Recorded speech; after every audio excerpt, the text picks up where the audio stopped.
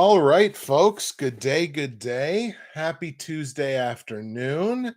And we are here for a lovely and wonderful rendition of the Week 7 NFL picks. We're going to do our good social media duty. We're going to go here. We're going to share this bad boy over on Twitter. Hashtag NFL, hashtag Week 7. Live stream is now.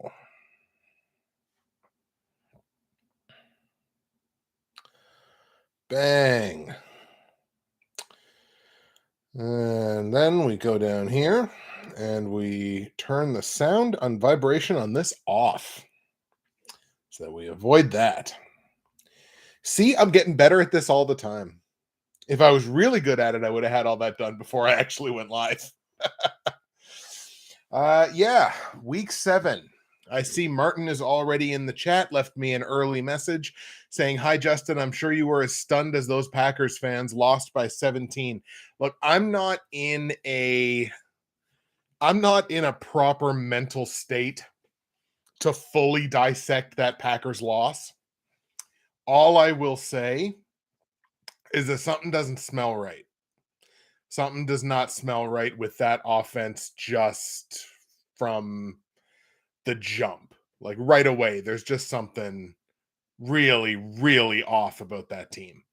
We got Dana Elmore in the chat. Crazy Week 6. It was a bit of a crazy Week 6, although I don't know what it says about me, but Week 6 was like my best week of the whole season, which we'll talk about here in a second. We got LA Bunny throwing up the deuces in the chat too. How you doing? Oh my. But Week 6 was kind of crazy. Haven't watched Jets Packers game from NFL on YouTube yet. Will do. Yeah, I mean, not having any skin in the game, I'm sure it'll be easier for you to appreciate all the good things that the Jets did in that game, because they absolutely did. They did a lot of really good things in that game. I'm sitting here with skin in the game, just like I have a lot of hair because I haven't gotten a haircut in like, I don't know, close to 8 weeks. And I was ready to rip it all out because I was like, what is this team? What is going on? It's more than just Devontae Adams. Like there's something not right in the stew. Paxton, I retook top spot in the Pick'em League. Awesome, Paxton. That's good to hear. So you must, yeah. That's good. Excellent. Martin, I like Sauce wearing the cheese head. You know what? I like a young player like that with swagger. I really, really do. And he has got loads of it. Like he's got that. He is that guy. So you know what? Your team put on a fairly dominating performance for most of that game. You feel free. You got no hatred or salt coming from me. They definitely earned that. All right, I'm going to get started a little quicker this week, just because I'm heading off for vacation starting tomorrow. So I got some stuff I absolutely need to get done before I go. So this is going to be a little bit of a quicker episode. I'm aiming for right around an hour once I actually start the show. So kind of aiming for that, but we shall see what it winds up being. So I mean, if we're done here by like an hour 10 or whatever, that would be ideal for me with only 14 games on the slate. Let's go and start the actual audio recording here through Audacity, which is fantastic. It's picking me up just perfect. Dana Elmore, cheese sauce. I like that. I like that a lot. As a matter of fact, I think we should trade Sauce Gardner to the Packers, and then that will be his official nickname, will be cheese sauce. I'm all for that. I didn't think he was mocking the Packers, not like Terrell stomping on the star. Yeah, exactly. It was much more celebratory, I think, rather than saying like, fuck the Packers, blah, blah, blah. I don't think it was that. He hasn't been in the league long enough to have built that kind of animosity towards anybody. Okay. So we've got everything started. We will give you the TV countdown here in just a moment, and we will then get going with our Week 7 picks. So in 5, 4, three. What's happening, everybody? Justin, Bridgewater's finest on YouTube, Blockbuster_guy on Twitter, fueled as always by the incredible folks at Nerd Teas and Coffee Bean. And welcome to week 7 of my weekly NFL football pick show for the 2022 NFL season, coming off the heels of a week 6 where, if you check the description to this live stream right away, week 6 was probably my best week of this NFL season so far. So only 8-6 straight up, which out of 14 games, you'd like to be a little bit better than that. But hey, it was above 500. Puts me at 50-43-1 straight up on the season. Against the spread, I matched that mark of 8-6, which puts me one game above 500 against the spread at 47-46-1. But boy, the real success of last week, and you've almost never heard me say this, the real success of last week, my totals, 11-3 on the totals in week 6, a massive get right week for me on the totals. Now 4 games above 500 on the totals this year at 49-45. Will it last long? History would indicate no, but boy, last week we were feasting on these point totals, which was fantastic. Also, taking a look at the platinum, gold, silver, and bronze from last week, I combined 10-2 on the top picks from week 6, including going 3-0 on every pick except the platinum. So the bronze pick, I was 3-0, now 12-6 on the season. The Rams beat the Panthers, Buffalo covered against the spread, and the Jets and Packers stayed under the point total. 3-0 on the silver pick, also 12-6 on the year. Philly beat Dallas, Atlanta covered against the spread, and Buffalo and Kansas City stayed under their point total. Gold pick, 3-0 to move that pick to 8-10 on the season. So still struggled there, but made big steps last week to get it better. Chargers beat the Broncos, Cincinnati covered against the spread, and the Patriots and Browns went over the point total. The only one where I struggled was the platinum pick. I was only 1-2 on those, now 9-8-1 on the season. The Packers lost to the Jets. The Giants did cover against the spread, but the Vikings and Dolphins failed to go over. So 10-2 across all those top picks from last week. Got to feel pretty good about that. Taking a peek at the Bridgewater's finest pick'em pool for season 11 of this show. I'm now right in the meaty part of the curve, 18th out of 36 in that pool, 444 out of 785 possible confidence points. It's a clip of just over 56.5%, moving in the right direction after a 62 out of 105 week in week 6, which is 59%, pretty well right on the nose.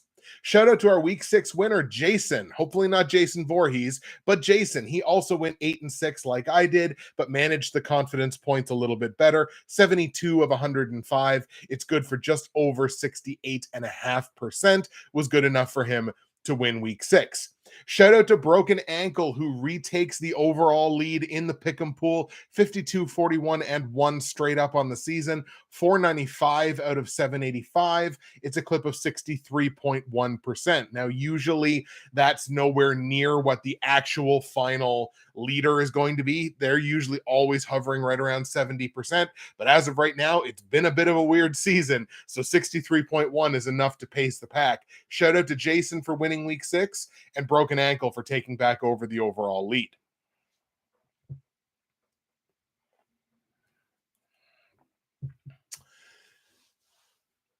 We're going to take a peek now into Dynasty Corner. We're going to take a peek now into Fantasy Corner. See, these are the things that I can usually edit out when I'm not live streaming.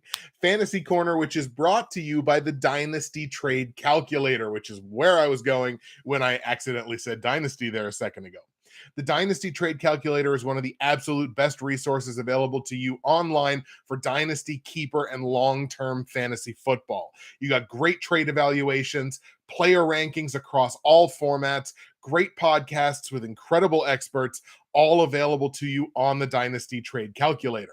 Now, my affiliate link to the DTC is in the description down below, and for as little as $3, you can gain access to one of the absolute best resources available to you to take your dynasty startup draft, to take your long-term team and work towards building a winner.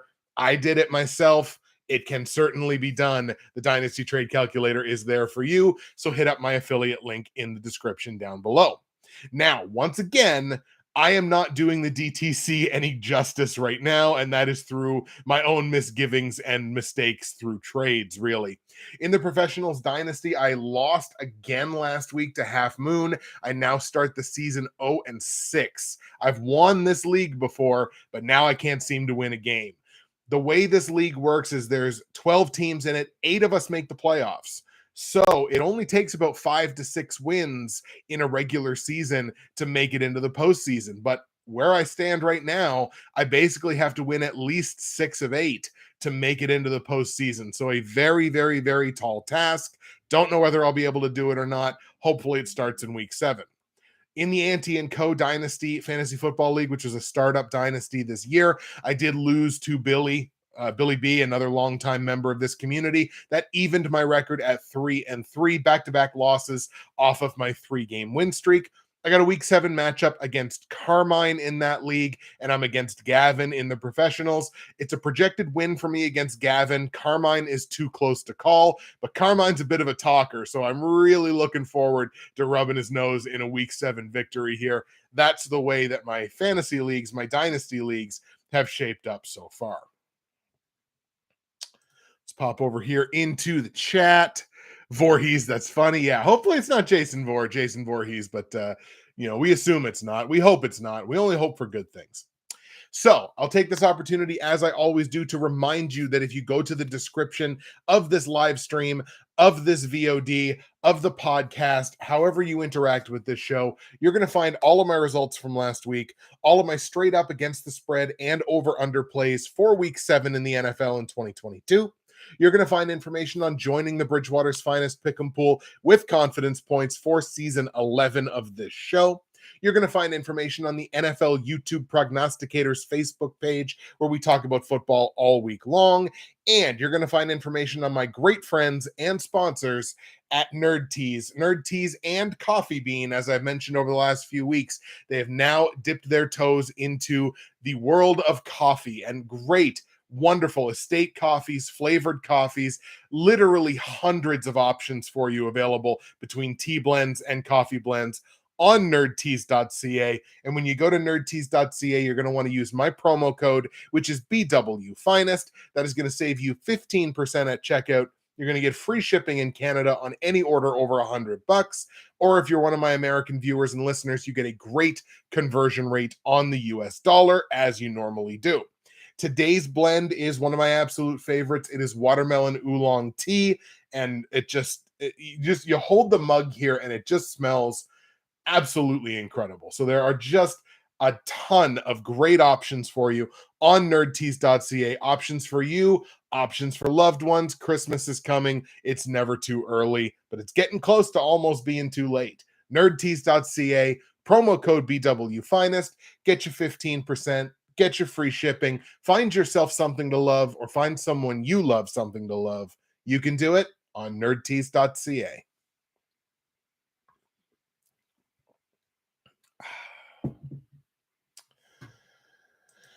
I'll pop into the chat here. We don't have anything else new brewing in the chat. So without further ado, we are going to go ahead and kick off our picks for week 7 in the NFL. Another 14-game slate this week.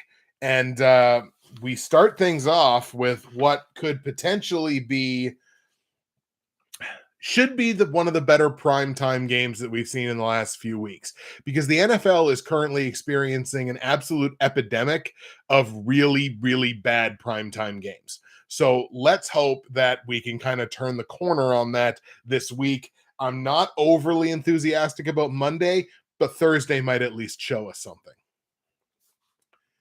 So we're going to go ahead and get started with our Thursday night game, which is the New Orleans Saints traveling to Arizona to take on the Cardinals. Now, Arizona are losers of 2 straight games, but one thing that I really wanted to emphasize and really wanted to focus on in the picks this week is looking at teams and the turnover ratio. Teams that are both, shooting themselves in the foot, and the teams that aren't shooting themselves in the foot. Like, people wonder, if anyone's still wondering why the Eagles are the only undefeated team left in football, Go look at their turnover ratio. They're like plus 12 in the turnovers in 6 games. So they're plus 2 per game in the turnover battle. They're not turning the ball over. I think Hurts has thrown maybe 2 interceptions on the year, and they've generated 14 turnovers on defense. So, lest anyone question why the Eagles are still 6-0, it's because they're turning the ball over barely at all, but generating turnovers hand over fist. So, that's one thing that I really wanted to emphasize when looking at the picks this week. And it comes into play here because the New Orleans Saints have the single worst turnover ratio in the NFL per game. New Orleans, I believe they've played 6 games. They've got 7 turnovers. They're the only team, I believe, in the NFL averaging more than 1 full turnover per game. So you certainly got to take that into account, because if an offense is turning the football over, how many offensive opportunities are they going to have? New Orleans, also one of the worst scoring defenses in the entire NFL, bottom 5 in that category easily. Now, with Arizona, you do have to take into account the injury that just happened to Hollywood Brown. He's got a foot injury. I believe he's going to be out for 6 weeks. But when you look at it, they just traded to bring in Robbie Anderson, was a piece that I would have been kind of interested in the Packers exploring, but the trade happened so quickly that it's like, all right, well, fine, we'll move on from that option. They just brought in Robbie Anderson. He can certainly be a deep threat, and they're probably going to get D-Hop back this week. That fundamentally changes the entirety of their offense. Will they be as good as they would have been if they traded in Robbie, brought back D-Hop, and Hollywood Brown is still there? No, certainly not. But I think this offense is in line for an uptick in terms of their production. So I don't think the Hollywood Brown injury is going to cripple them. I'm actually going to go with the Arizona Cardinals here. I think they're the better football team top to bottom. They're certainly the team that's making the fewer mistakes in their game plan. They don't look quite the way that you expected them to look in the preseason, which I think kind of speaks to something Martin just said in the chat. But I like the Cardinals here. I think it's a get right spot for them. I'm going to take Arizona at home to beat New Orleans. On the line, Arizona's only laying 1.5 as a home favorite. I like them to win. It's a small price to pay. Let's lay the minus 1.5. Total in the game set at 44.5 points. I think this goes over. This feels like a very beatable number for these two. I really don't trust New Orleans' scoring defense. Again, bottom 5 in the entire league. I think Arizona comes to play here on the offensive side. We're going to go over 44.5 points in New Orleans, Arizona. Let's go Arizona 27, New Orleans 20. By the way, Arizona minus 1.5. I like that so much. That is going to be my platinum pick against the spread this week. The Arizona Cardinals covering minus 1.5, platinum pick against the spread. Martin in the chat said, I watched Arizona, Seattle. Arizona just doesn't have it together. They're winless at home. I'm going with the Saints. They play with enthusiasm. It's true. The Arizona does not look like the Arizona team that you kind of expected them to look like. 100%. But again, getting DeAndre Hopkins back fundamentally changes that entire offense. So I think we're going to see a very different Kyler Murray, and I think we're going to see a very different Arizona Cardinals team, and I think that starts this week. Let's move on to Cincinnati now. The Atlanta Falcons are in town to take on the Cincinnati Bengals. Neither one of these teams really streaking in any sense. They're kind of trading wins, up and down, back and forth. We can definitely talk about Cincinnati as not quite looking like the same team that they were towards the end of last season. What I will say, Atlanta does rank in the top 10 in terms of scoring offenses so far this season. The Cincinnati Bengals rank inside the top 10 in terms of scoring defense. So which one comes to play? Is it the offenses? Is it the defenses? I genuinely feel, once again, this is another play where I think the Cincinnati Bengals are the better team top to bottom, but that doesn't necessarily justify them being favorites as much as they are. Like, Cincinnati's laying 6.5 points in this game. I don't think they're a full touchdown better than the way the Atlanta Falcons have played so far this year. So this is the way I'm going to go on this game. I like the Cincinnati Bengals to win. I'm going to give them the edge given that they're at home. They're a heavy favorite, but they're playing at home. I'm going to give them the edge. I like the Bengals to win the game outright. And I'm actually going to take them as my bronze pick straight up this week. So Cincinnati over Atlanta straight up, my bronze pick straight up this week. However, I am going to hedge my bets, and I'm going to take that plus 6.5 against the spread on the Atlanta Falcons.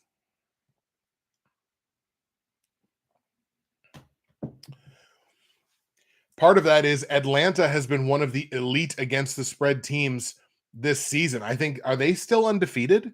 They might still be 6-0. They're either 6-0 or 5-1 against the spread. They're somewhere in there. And teams are just not covering against Atlanta. So whether that's the teams not keeping up offensively, defensively keeping them in close games, like I said, I think they're either undefeated or 5-1. So it doesn't make any sense, especially with how favorites are not faring well this year. I think favorites are only covering against the spread something like 44 or 43% this season. So it doesn't make sense to lay that much on the Bengals. I'll take the Bengals to win straight up. Again, I like them as the bronze pick straight up, but I'm going to hedge my bets and take plus 6.5 on the Falcons. Total in the game set at 47.5 points. I don't see a ton of points in this matchup. I'm going to lean under on this one because it is kind of a high mid 40. So we're going to go under 47.5 in Cincinnati, Atlanta. Let's go Bengals 23, Falcons 20. Cincinnati wins, Atlanta covers, take the under on the points. What's up, Bridgie? What's up, Josh? Thank you for stopping in, my friend. Atlanta's not far from a 5-1 team, says Josh, and I think the Falcons are 6-0 against the spread. Atlanta definitely covered versus the Niners. They were the underdogs. Yeah, absolutely. Yeah, that was a nice, tidy little upset win that I wish I would have been savvy enough to pick up. The Niners are very quickly becoming one of those teams for me that's like, oh boy, maybe I don't have a handle on these guys. But yeah, that's what I like. I like the Bengals to win, but I think the Falcons cover, and I'll stick under. Let's go to Dallas now. Detroit traveling to Dallas to take on the Cowboys. Detroit losers of 3 straight games. However, they are coming into this game off of their bye. So they will be well rested coming into this. Hopefully that's an opportunity to put the last 3 games behind them and kind of maybe hit the reset button on the season here a little bit. Now, Detroit, they are what I've said they are. They are exactly what I've been saying they've been all season long, and that's a glass cannon. They're a top 5 scoring offense. They're a bottom 5 scoring defense. They can score a ton of points, but they can't keep anybody off the board. And if what happens in that New England game happens, if the offense stalls even a little, the defense has no answer for anything. So, I mean, in that game, the offense completely stalled. They scored no points. But if the offense stalls even a little bit, not great. Now, for Dallas, big news there. Looks like they'll be getting Dak Prescott back, which is a significant uptick for all of their wide receivers. Tight ends, wide receivers, even pass catching running backs, it's an upgrade. No disrespect to Cooper Rush, but Dak Prescott brings a volume into that passing offense that Cooper Rush simply does not. So it's definitely an uptick for them. They're a bottom 10, scoring offense so far this season are the Cowboys, but they're a top 5 scoring defense. They are not giving up points. Neither one of these teams turn the ball over all that much, but I really like this spot. It's an emotional high spot for the Cowboys. I really like this spot for Dallas. We are going to grab the Dallas Cowboys straight up at home to hand Detroit their 4th straight loss. So much so that the Dallas Cowboys over the Detroit Lions is my silver pick straight up this week. Dallas over Detroit, my silver pick straight up. On the line, Dallas is laying a full touchdown in this game, 7 points. I originally hedged here, but how I can contemplate hedging on a bottom 5 scoring defense, can't do it. So I'm actually going to lay those points. I'm going to take Dallas minus the 7 points. It's only a single touchdown. I think you're going to see a lot of points in this game. So let's take the -7 on the hometown Cowboys. Total in the game set at 48.5 points. Like I said, I think there's going to be a lot of points in this game. I really like the over here, so much so that Detroit and Dallas over 48.5 points is my bronze pick on the totals this week. Detroit and Dallas over 48.5, my bronze pick on the totals. So let's go. Dallas 31, Detroit 23, plenty of points. Dallas covers -7 and wins the game outright. Josh chiming in with Detroit is unpickable. Like, I think they're a team that people like because of Hard Knocks. So I think people want to see Detroit succeed because of Hard Knocks and because of Dan Campbell. Like, I think everybody loves Dan Campbell. I really do.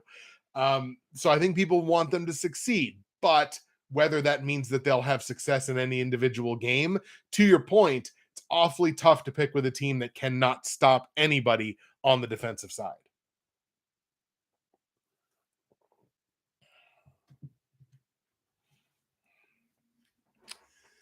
Let's go to Tennessee now for a game that I think is going to go the opposite of what I say, no matter what I say. And that's the Tennessee Titans at home to the Indianapolis Colts. Tennessee and Indianapolis is almost as unpredictable a matchup as you can find in the NFL.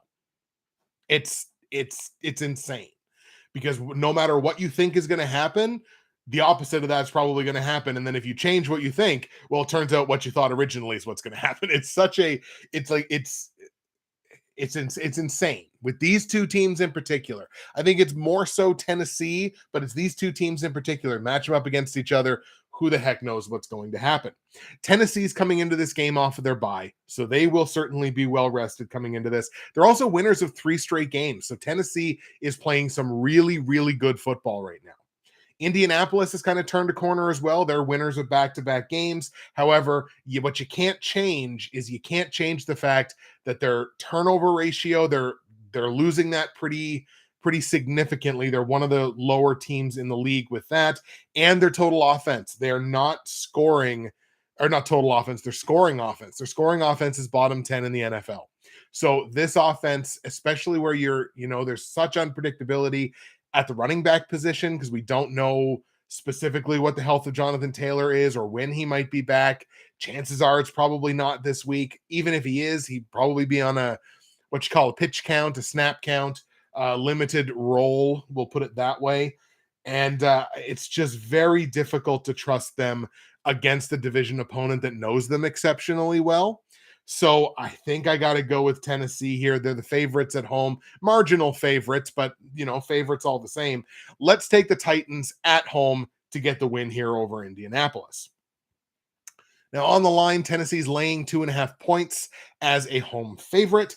So we're going to go ahead and lay those points. I like them to win. It's a small price to pay, relatively small price to pay. So we'll lay the 2.5 points on Tennessee.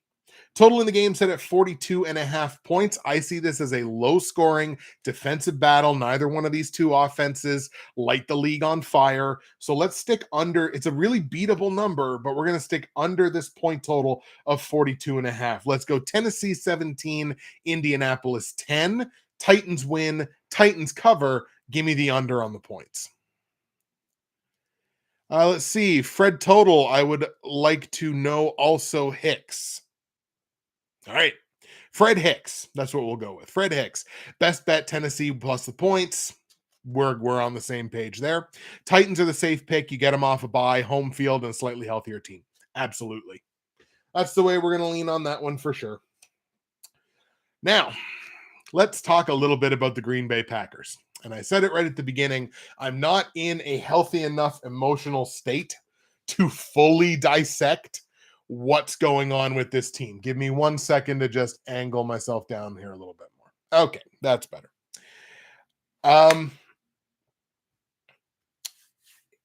Like I said off the top, it's more than Davante Adams. It's not just Davante Adams. Is Davante Adams great? Absolutely. I still think he's the best wide receiver in football. He's great. But you should still be able, with the quarterback you have, the running backs you have, the offensive line you're supposed to have, supposedly one of the better defenses in the league, you should still be able to be putting up better results than what you're seeing. There's something in the water that's just not working out. Like, I don't know.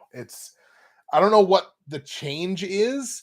I tell you one thing I'd really like to see, and I've been trying to speak this into existence on Twitter and in YouTube comment sections and whatever. I want to see the Green Bay Packers trade for DJ Moore.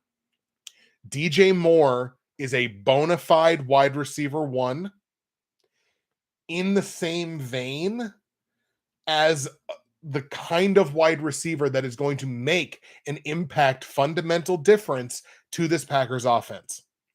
Does the offensive line have to play better? Absolutely they do. But you need that weapon. And right now it looks like Carolina's about to blow it up. So if Gutekunst is not on the phone every day going, would you take a second and a fourth for DJ Moore? I don't know what they're doing. Like, yeah, it's a lot of dead cap for Carolina, but they're not trying to do anything right now anyway. Anyway, that's what I'm trying to speak into existence. Give me DJ Moore to the Green Bay Packers for a second round pick and a fourth round pick. That's what I'm trying to speak into existence. So the Packers, losers of 2 straight games coming into this one. Washington's coming in off the long week, so they do at least have a little bit of extra rest, and they do have home field in this one as well. Both of these teams have a bit of a negative script against them. Look at that. Look at that. That's what, second stream in 3 weeks, I'd say, with a phone call. Oh, it's my chiropractor calling me. Fantastic. They will have to leave me a message. We will let this ring one more time. Sorry about this, folks, for the live stream. This will, of course, be cut out of the audio version, but my apologies to the folks on the live stream. I'm just going to mute the mic while I get this taken care of. So give me 2 seconds.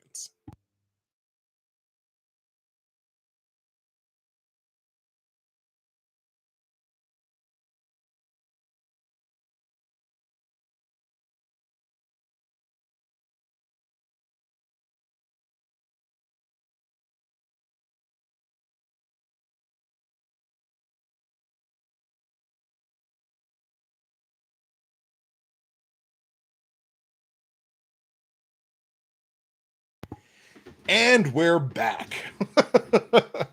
So that's what? Yeah, that's second stream in 3 weeks, I think, where we've got a phone call interruption. Lovely, lovely day. All right, so the Green Bay Packers and the Washington Commanders.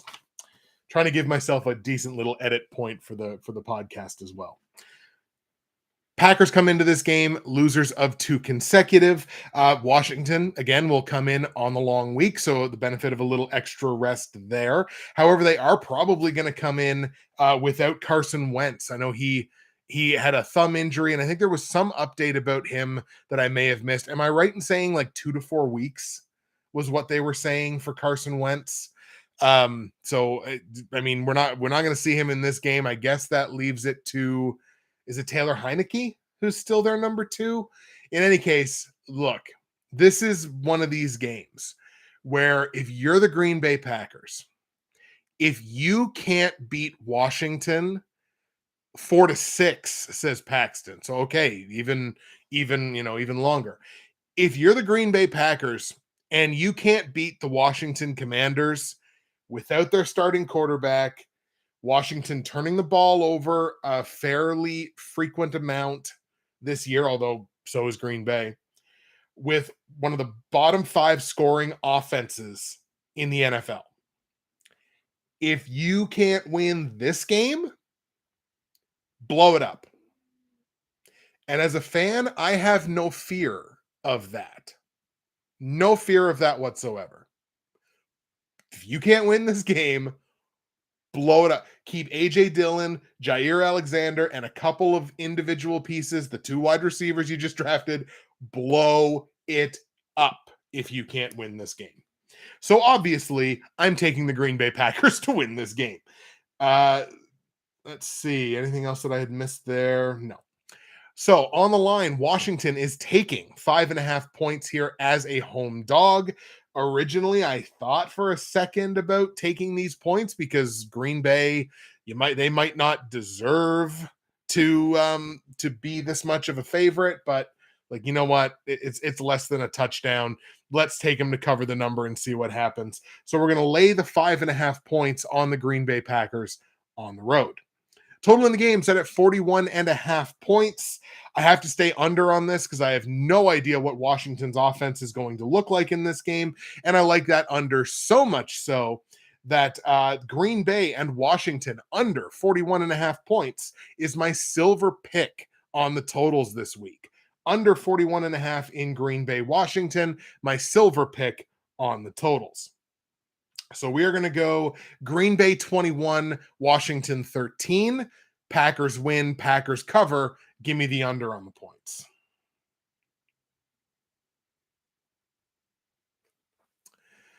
Let's see. We got a little bit in the chat here. Packers 27, Commanders 13, 24-10. I know Green Bay won't ask Chicago how to beat Washington. Ooh, there you go. They're in Washington 23-16. Packers need a bye, but I'll take them here in a squeaker. It's interesting because Green Bay doesn't get a bye week until week 14. Like they're all the way into like the first round of the fantasy football playoffs before Green Bay gets a bye week. So they are gonna have to figure out some other solution, whether it's resting veterans on practice days, whatever it is. I agree that they kind of need a bye to get their minds right. They ain't gonna get one till week 14, so they're gonna have to figure something else out. And Hoops says I'll take a pass. I wish I could. All right. Tampa Bay and Carolina now. Let's see. Tampa, this is back-to-back road games for the Bucks. With Carolina, bottom 5 scoring offense, bottom 10 scoring defense. Looks like they're in the midst of blowing it up and beginning a rebuild. Tampa, one thing I can say about them, they are a plus. They're a definite boon in the turnover category here. They generate more turnovers, a significant amount more turnovers than they give up, and they are a top 5 scoring defense. This defense is exceptionally good. It is tough to put points on the board against this Bucks defense. That should be enough to propel them here in this game. Now, they are, of course, dealing with the injury to Cameron Brate, and I hope all the best to Cameron Brate because anything with a head, neck, anything, it's bad news. So I hope Cameron Brate recovers from that as quickly as possible. I don't think that will be a huge detriment to them offensively this week. They should be able to do basically whatever they want on the offensive side. Carolina's losers of 3 straight games. So we're going to go ahead and grab the Tampa Bay Bucks here on the road in Carolina to beat the Panthers, so much so that Tampa Bay over Carolina is my platinum pick straight up. Take the Bucks as my platinum pick to win the game straight up. Blind Canadian Cat in the chat. I'm alive. Hello, chat. Hello, Cat. Thank you so much for joining us. Hoops, in that KC game versus Buffalo, the Chiefs only had like 7 to 8 possessions, no big plays, and poor pass protection. The game just played fast. That's an interesting take. I like that. I like that a lot. Josh, Bucks fan here. Take the Bucks, but take Carolina to cover. So that's the way I went with this originally because they're laying 10.5 points. Like, that's a lot of points. Especially for this year when favorites are just not covering. They're just not covering almost at all this year. So like 10.5, it's a lot to ask. But I get this feeling that Carolina's just going to have, like Carolina to me is playing for the first overall pick. So if you're playing for the first overall pick, I understand that you want a game, especially against a rival team, to be competitive. Doesn't this just feel like way too much versus not enough at all? Like you've got Christian McCaffrey on one side, you've got DJ Moore, but they're not using them. So, and somebody asked in the chat, who's Carolina's quarterback? I'm going to lay the points. This might not be a great idea, but I'm going to go ahead and lay the 10.5 on Tampa Bay because I do genuinely think they blow them out. If they don't blow them out, we probably have to have a larger conversation about Tampa Bay. And maybe we have to have that conversation anyway, but I'm going to go ahead and lay the 10.5. It might not be the best idea, but I smell a blowout here, so we're going to lay the points. Total in the game set at 40.5 points. I really like the under on this one. Neither one of these offenses are playing crazy right now, and with one of the best scoring defenses in the NFL, it's such a beatable number at 40.5, but I got to stick under on it. And I like that so much. In fact, the Tampa Bay Carolina under 40.5 points is my platinum pick on the totals this week. Tampa Carolina under 40.5, platinum pick on the totals. We're going to go ahead and go Tampa Bay 28, Carolina 6. I don't think Carolina finds the end zone in this game. I think Tampa Bay comes out with a virtuoso defensive performance, and I really like that the 10.5 points to cover. So Tampa wins, Tampa covers under the 40.5 points.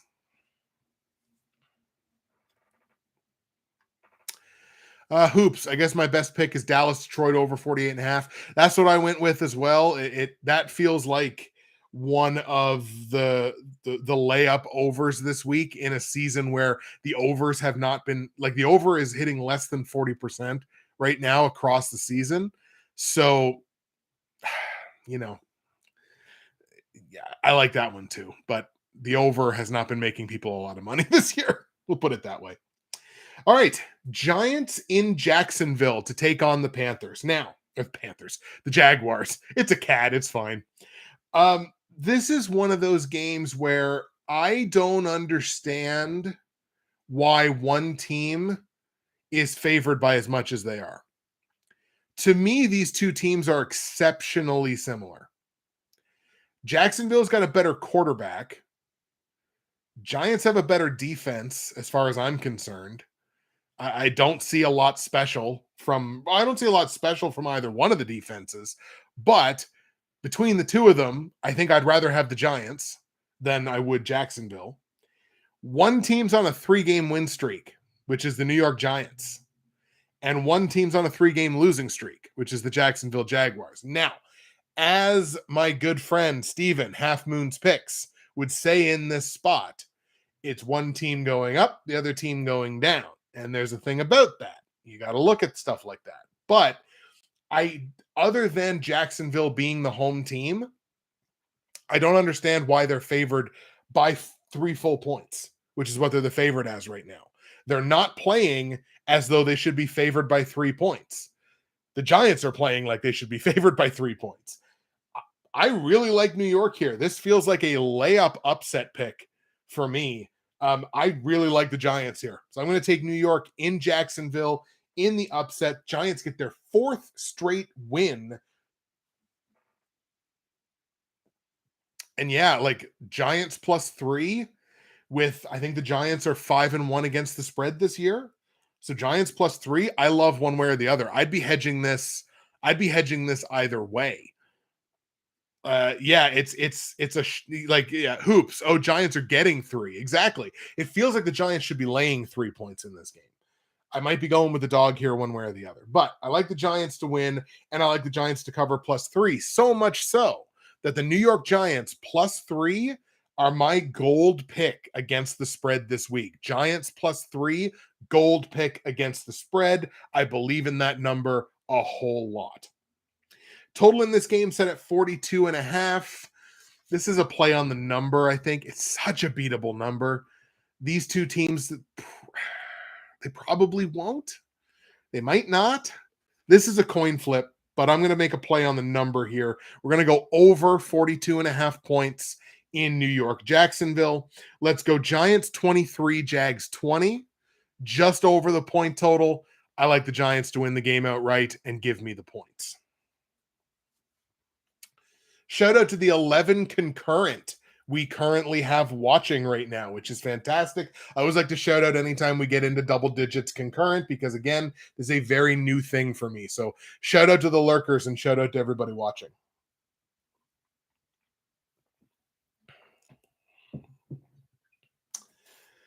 Cleveland and Baltimore are up next. This is a matchup of two teams in the turnover category going in opposite directions. Baltimore, one of the better teams this year in terms of the turnover differential. They're definitely in a plus. It's plus better than 1/2 per game. So that's kind of the measurement that I was using for that. So it's more than a half a turnover per game. Now, when you look at Cleveland, they're on the opposite end of that. They're minus better than half a turnover per game on average. So Baltimore's not turning the ball over. Cleveland is. This is one of those situations where a key turnover could wind up making the difference in who wins this game and who doesn't. Do I think it's going to do that? I don't. I actually think Baltimore is going to beat the brakes off of the Cleveland Browns. Um, that Cleveland scoring defense is god awful. It is one of the 5 worst in the entire NFL. Baltimore, for everything that you can say against them, still have like a top 5 scoring offense in the league this year on average. I think Baltimore gets right with the issues they've been having on the offensive side, issues they've been having running the ball. J.K. Dobbins certainly, has had an inauspicious return to the NFL. So it just feels like a get right spot for me for Baltimore. I really like them here. I think Baltimore cruises in this one. Let's take the Ravens at home to beat the Browns. Cleveland also on a 3-game losing streak. And boy, Deshaun can't get back there fast enough for that team.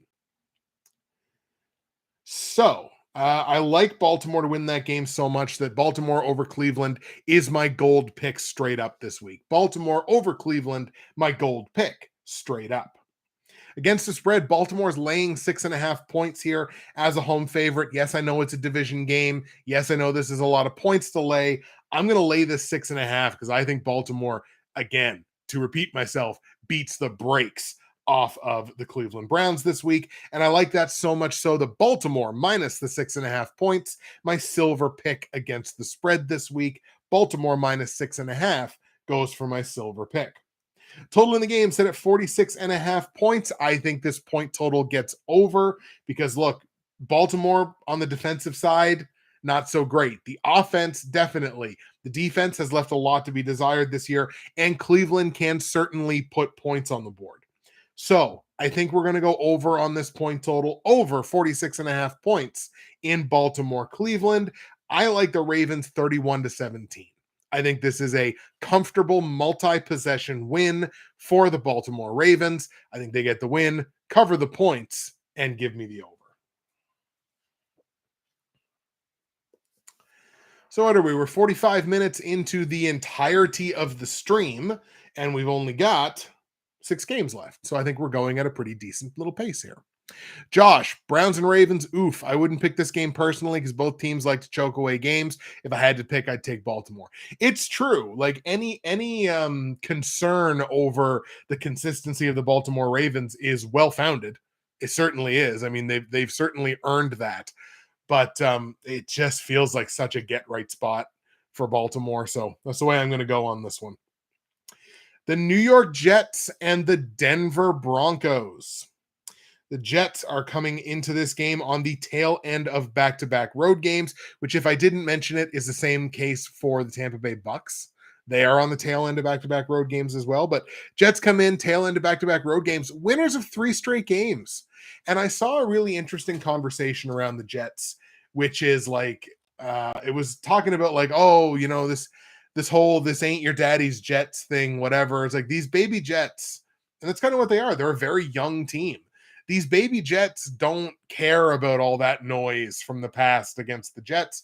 And I think that point's well-founded. The Jets have basically completely rebuilt their entire team. And the core elements of that team are all like first, second, third, fourth year players. Like they don't care. They don't care about that conversation. So, I think it's a well-founded point. I may have been looking at the Jets differently. Denver's going to come into this game on the short week, having just played last night in another not very good football game, at least to watch.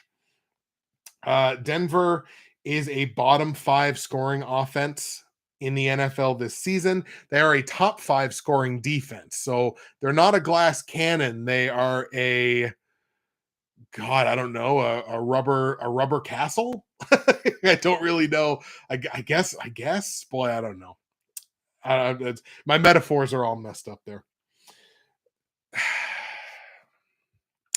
The Broncos, this is really tough for me. And I understand why the Broncos are getting as many primetime games early in the season, because everyone had the expectation Russell Wilson's going to go in there and this Broncos team is just going to take off, right? Broncos country, let's ride. Except it's Broncos country, let's beat the traffic out of the stadium because we're losing this game. That's what it's been so far this year. I don't trust them. Like I just don't. I trust that defense. That defense is really good, without doubt. But I don't trust them as a team. Like top to bottom, I don't trust them anywhere on the offensive side. If Javonte was still there and wasn't out for the season, maybe so. But I really do not trust them offensively. And this New York Jets team, say what you will about them, they found ways to win football games. I like the upset here. I think the Jets are riding momentum right now. Yes, the passing game has been a downgrade since Zach Wilson came back. I don't know that Zach Wilson is the long-term answer for the New York Jets, but they're winning football games, and that's all that matters. They don't ask how, they ask how many. I think the Jets get another one this week. I'm going to take the Jets in the upset here. I've got the Jets in Denver beating the Broncos.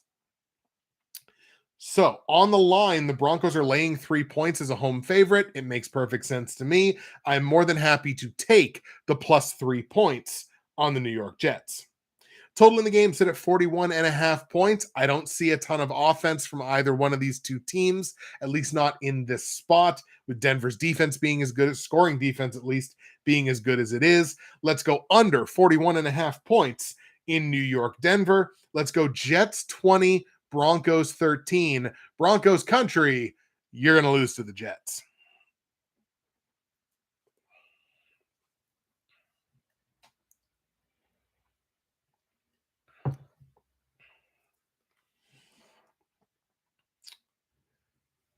Let's go to Las Vegas now, where the Houston Texans are going to be in town taking on the Las Vegas Raiders.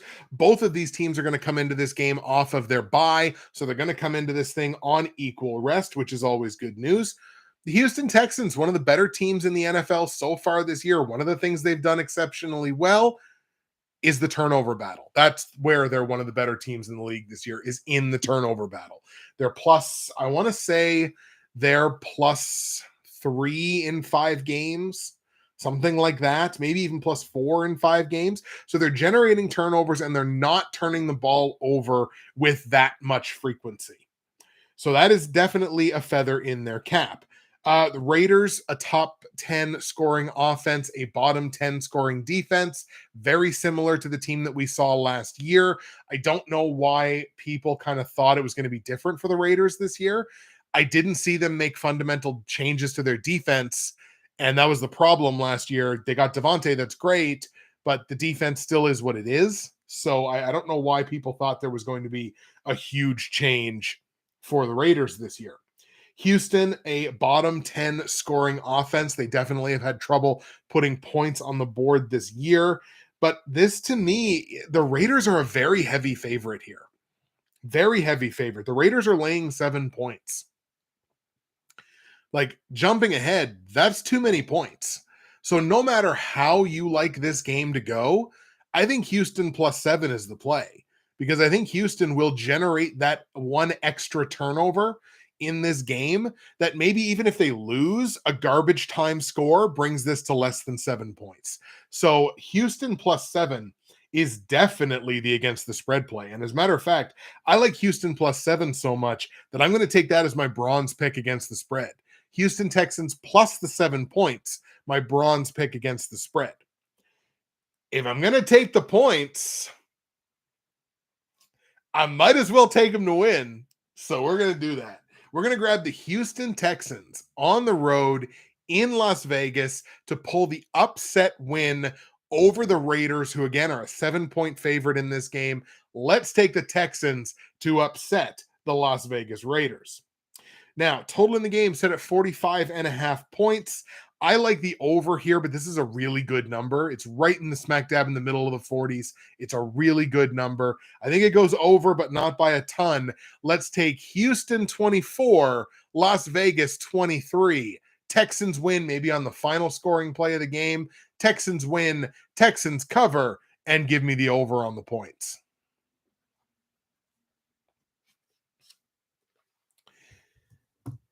If you're asking how in the world do you think the Texans are going to score 24 points, the answer to that question is Dameon Pierce.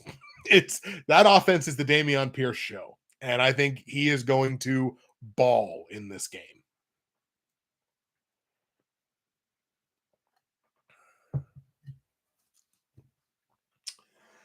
Four games left on the slate. Seattle is in Los Angeles to take on the Chargers. The Chargers, of course, come into this game on the short week, having played and won last night in overtime, 16-13. Let's see here. Neither one of these teams, actually, these two teams are exceptionally similar, at least rankings wise. Neither one of these teams really does a ton in the turnover ratio. They're fairly balanced. Both of these teams are top 10 scoring offenses this year, although the Chargers, come to think of it, where they only scored 16 last week, they may have fallen out of the top 10. But when I did this last night, they were right around the top 10 area. And both of these teams are bottom 5 scoring defenses. Now, that could kind of change as well, where the Chargers only gave up 13 last night. These numbers can change that way because we're only 5 to 6 games into the season. But that's kind of, these two teams are kind of mirror images of each other. The Chargers are a far more talented team. Chargers have far more talent on their team. However, they're not playing up to the expectations of what we had expected the Chargers to be this year. I think Seattle are maybe playing a little bit above expectations. Geno Smith's been balling out this year, although he didn't have a great game last week. But in general, he's been playing fairly well.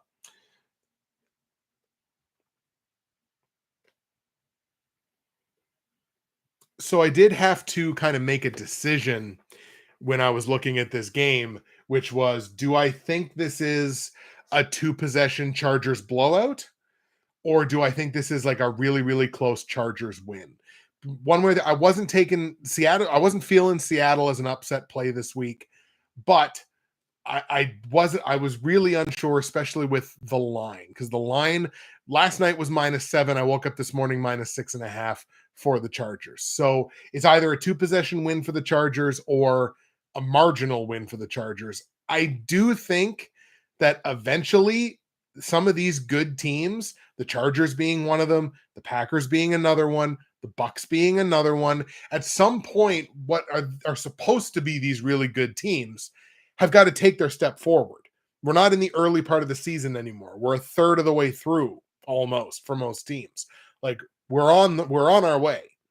So at some point, these teams that are supposed to be really good teams have got to take these steps forward that we're kind of expecting them to take. I think it begins for the Chargers this week against a really beatable defense.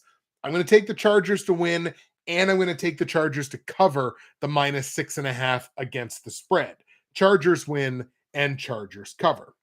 Total in the game set at 51.5. These are two bad defenses. Let's see some points fly. We're going to go over 51.5 points in Los Angeles, Seattle. Let's go Chargers 34, Seahawks 24. Chargers win, Chargers cover, and give me the over. Let's see. Blind Canadian Cat cooks 100 yards. Possibly. I mean, look, I was a very big Davis Mills supporter at the beginning of the season. He hasn't really shown me a ton to justify that, but I mean, Cooks is a massive target, so it's entirely possible. Josh chiming in, saucy pick on the Texans. It's what I do. It's what I do.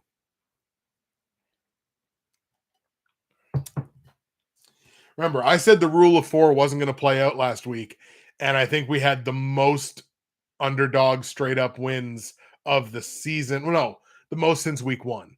So, it's when I go against my own thing, it doesn't work out for me very well.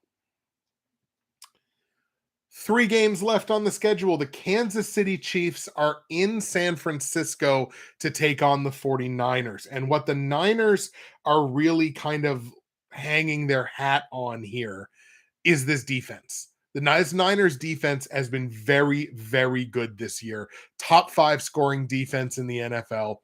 Exceptionally, exceptionally good. The offense has not kept pace with that.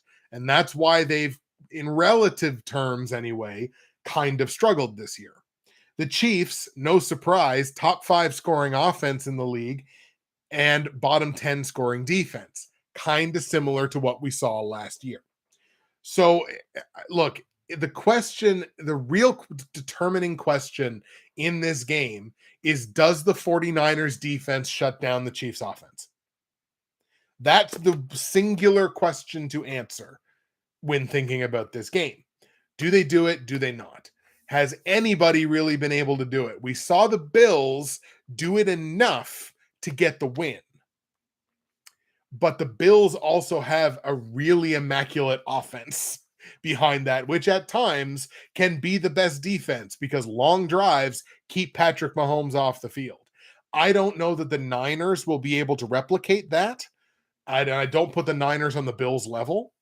So I got to take Kansas City in this one. And I think they probably cover against the spread as well. Because actually, the spread is pretty darn close in this one. But let's take the Chiefs on the road in San Francisco to get the win over the Niners. On the line, the Niners are taking 3 points here as a home dog. It's only 3 points. You don't often get this few points on Kansas City. I like them to win. It's a relatively small price to pay. I think I got to lay those points on Kansas City, man. So I like the Chiefs to win and give me the -3 on Kansas City as well. Total in the game set at 48.5 points. I actually think this stays under because, again, we haven't seen that offensive explosion really from the Niners yet. George Kittle is back and doing his thing, and they've definitely got weapons. They've got pieces, but we just haven't seen that offensive explosion. I don't think we see it this week, and if we don't see it this week, I do think this number stays under. So we're going to go under 48.5 points in Kansas City, San Francisco. Let's go Chiefs 24, Niners 20. Kansas City wins. Kansas City covers. Give me the under on the points. Josh Hernandez, I'm taking the 49ers. Man, look, if you believe that defense will stop the Chiefs offense consistently enough, absolutely. If you believe in that, you might as well believe in the upset. So that it totally makes sense to me. I just don't think the complete package is going to do it quite the same way or quite enough to keep Kansas City from the win.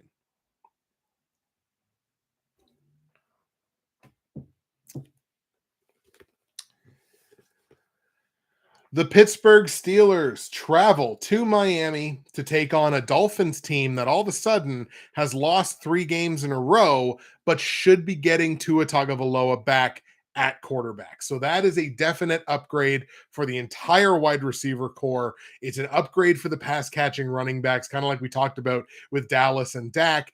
It's a definite upgrade for their total offense across the board.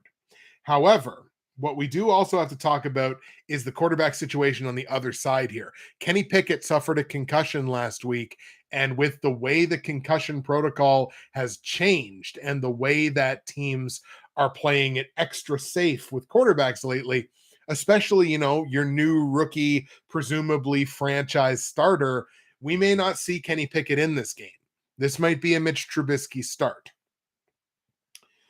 Now, one thing that is kind of going against Miami, other than the fact that, they've lost 3 straight games, they're also turning the ball over. Their turnover differential is below that threshold that I kind of talked about. It's not as bad as New Orleans, but they're turning the ball over more than they're generating turnovers on the defensive side. That could give the Pittsburgh Steelers an extra possession or 2 in this game, which is certainly significant. And the scoring defenses. Both of these teams are bottom 10 scoring defenses in the NFL so far. Pittsburgh, a bottom 5 scoring offense. They're really not putting the points up. That offensive line is still a problem. I know they addressed it a little bit in the offseason, but clearly not enough. Definitely still a problem. Najee Harris can't seem to really get going the way that Najee Harris would be expected to get going. So most of these things would then tell me, well, Justin, clearly you're taking Miami. I'm afraid I've got some bad news.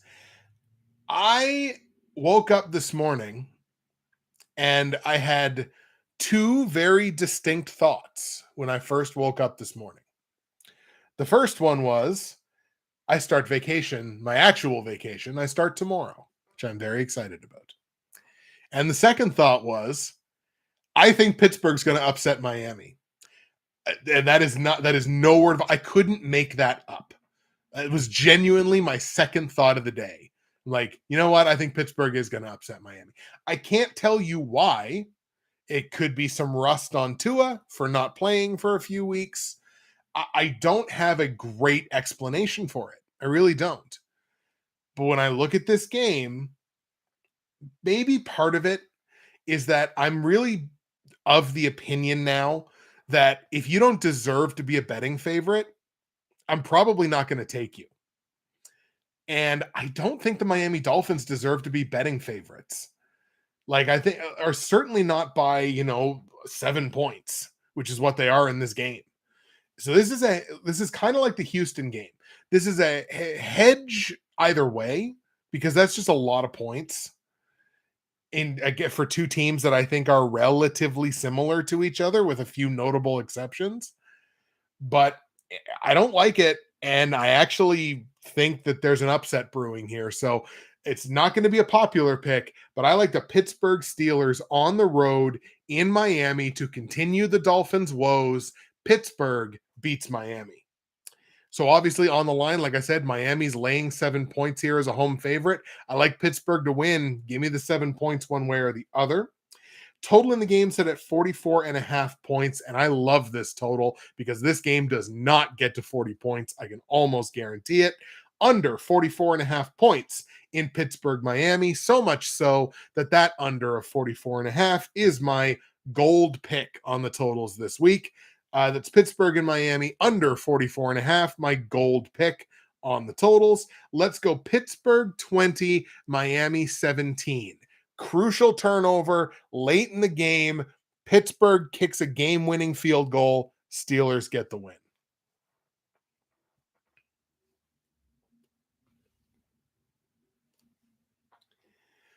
And here we go, folks. Your Monday Night Football game. A classic, a barn burner between two elite teams, the Chicago Bears and the New England Patriots. Okay. All right, look. I understand that the NFL has not been given what they wanted with the Denver Broncos. They haven't been given what they wanted with several teams that have been scheduled for prime time solo games early in this season. But New England and Chicago, like really, New England and Chicago, you're telling me that when you're making this schedule, New England and Chicago wouldn't fit better in the 2 p.m. time slot, and you couldn't have put Baltimore and Cleveland as the Monday night game? Division matchup? Two teams that you kind of expect are going to be at least decent? But no, Chicago and New England is your choice for the Monday Night Football game. Like, the NFL's doing it to themselves. They're asking for not great football games to be on in prime time, not up against any other game. You can bury a bad football game in the 2 p.m. time slot, and it doesn't leave a sour taste in people's mouths. Because it's like, well, I can flip over to this other game. Like, whatever. But you can't on Monday night. If you want to watch football on Monday, you have to watch the Patriots and the Bears. Sorry, Gorian. Sorry, 1 p.m. It's 2 p.m. for me because I'm in the Atlantic time zone. So sorry, 1 p.m. Gorian very kindly reminding me in the chat that not everyone in the world is on the Atlantic time zone. So yeah, sorry, the 1 p.m. window, the 1 p.m. Eastern window. My bad. But like, the NFL's kind of doing it to themselves with some of these matchups. That's all I'm saying. Chicago comes into this game with the benefit of the long week. They have some extra rest after losing somehow to Washington on Thursday last week. They are a bottom 5 scoring offense in the NFL. They are losers of 3 consecutive games. Now, to the Patriots' credit, they have won back-to-back games, and they're actually a top 10 scoring defense. So the Patriots are doing some things right. And like, so I kind of like, I understand. It's also kind of gross when you look at the spread for this game. It's 7.5 points. It's very in this territory, like exceptionally in this territory of hold your nose one way or the other. And Chicago's not really, they're a middling defense, whether it's total defense, scoring defense, what have you. In years past, their offense might not have been great, but boy, they had some great defenses on some of those teams. They don't really have that this year. To me, this should be the Patriots in a walk. So I guess it makes sense that they're favored by that much, but they don't deserve to be favored by that much. Not a chance. Is Mac Jones back this week or potentially back this week? Is a possibility, but I mean, like, Bailey Zappi's been playing great. He's been playing really good football. Gorian says no. I wasn't sure whether somehow like week 10 was in my head for Mac, but I couldn't remember right off the top. It doesn't make sense to me that the Patriots are favored by as much as they are, but I do expect the Patriots to win this game. So we're going to go ahead and grab New England at home to get the win over Chicago. On the line, the 7.5 points. Like, I'm going to feel gross no matter what I do here. If I lay the points, I'm going against saying that they don't deserve to be favored by that much. If I take the points, I'm taking the points on easily the worst team who may not get into double digits in the points and don't necessarily have a defense to be able to make up for that.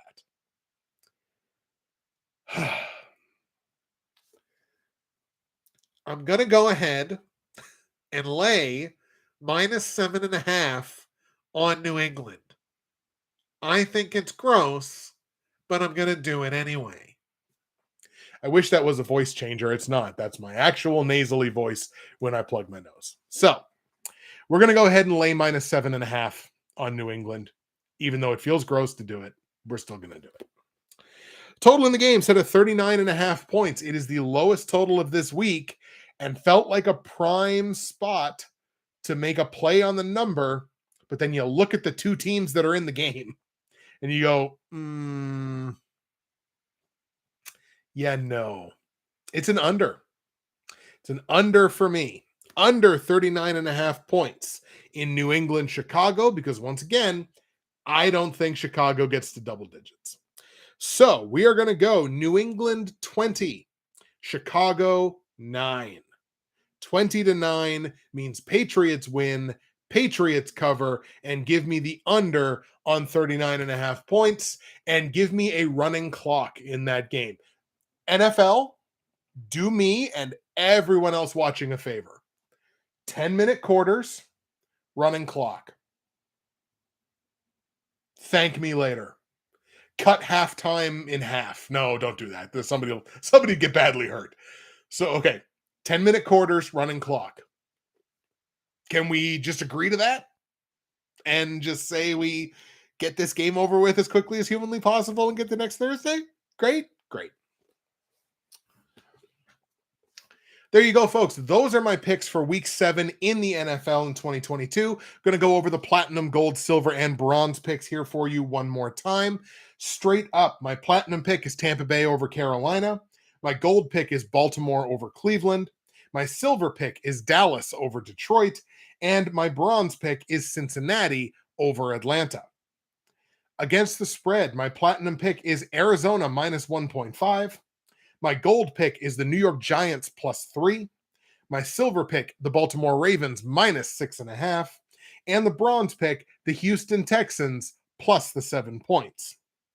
And on the totals, my platinum pick, Tampa Bay, Carolina under 40.5. My gold pick, Pittsburgh, Miami under 44.5. My silver pick, Green Bay and Washington under 41.5. And my bronze pick, Detroit and Dallas over 48.5 points. Ladies and gentlemen, thank you so much for joining me once again here for week 7 of the 2022 NFL season. And once again, like, we've had a dozen concurrents watching the stream live for quite some time. I appreciate all of you folks, whether you're lurking or you're active in the chat. That's it for me, Justin, Bridgewater's finest on YouTube, Blockbuster_guy on Twitter, fueled as always by the incredible folks at Nerd Tees. That is the week 7 episode in the books. And we will see you again for week 8. And I will see you after my vacation.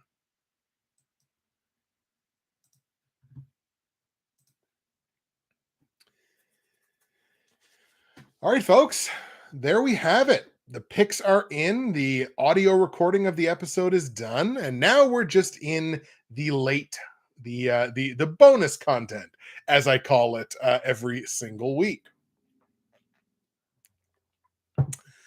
Let's see. We've had a lot in the chat here that I have missed.